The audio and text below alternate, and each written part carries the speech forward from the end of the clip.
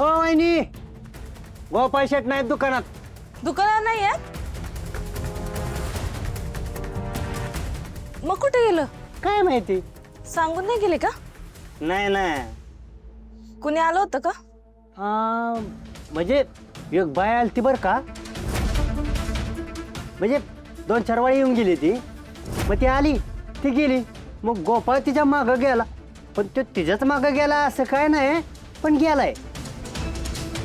ते मी बघते. त्याला सांगू नका बरं का, मी सांगितलंय.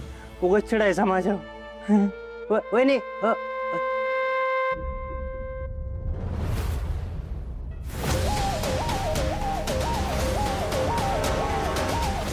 बोला, काय सांगायचं होतं? कशासाठी इकडे आणलं?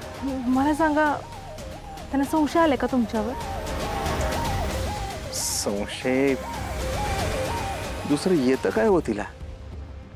सतत संशयच घेत असते माझी बायको. 24 तास संशय घेत असते. मी काय करतोय, कुणाशी बोलतोय, कुठं जातोय, या सगळ्यावर बारीक लक्ष ठेवायचं असतं तिला. कंटाळा आलाय वा अशा जगण्याचा.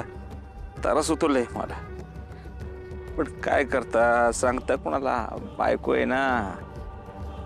पण असं ते का वागतात? काय त्यांनाच माहिती. असतोय काय कसा स्वभाव, आपण काय बोलणार त्याच्यावर सांगा बरं. लग्न झालं का नाही माझं, त्याच्या दुसऱ्या दिवसापासून माझ्यावर संशय घ्यायला सुरुवात केली.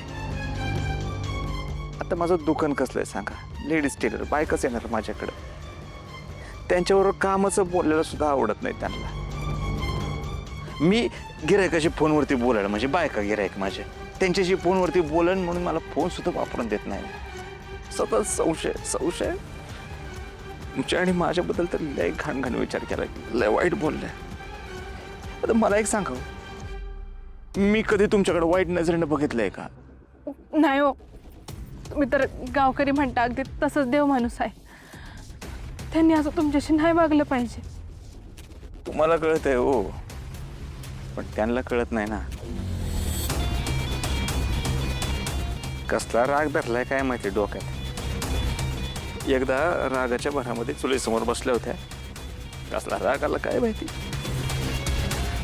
जळतं लाकूड काढलं असं. आणि बघा, इथं पायावर चटका दिलाय. काय?